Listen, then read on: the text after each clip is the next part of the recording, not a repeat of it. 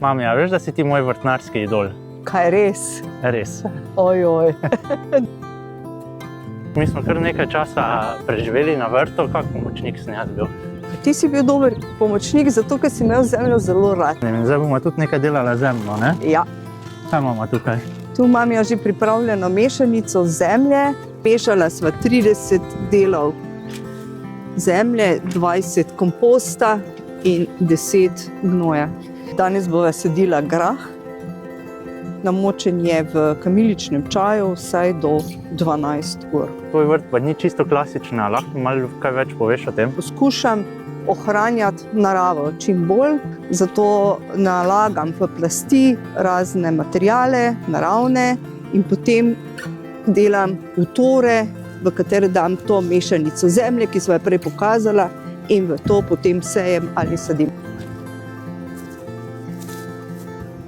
Tebi pa res raste na vsakem vogalu nekaj. Vidim, imaš tudi divje koprive tukaj.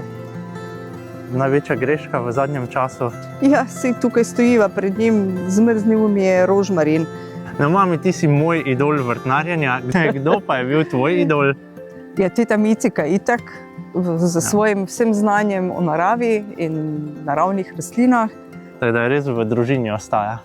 Sem vesela.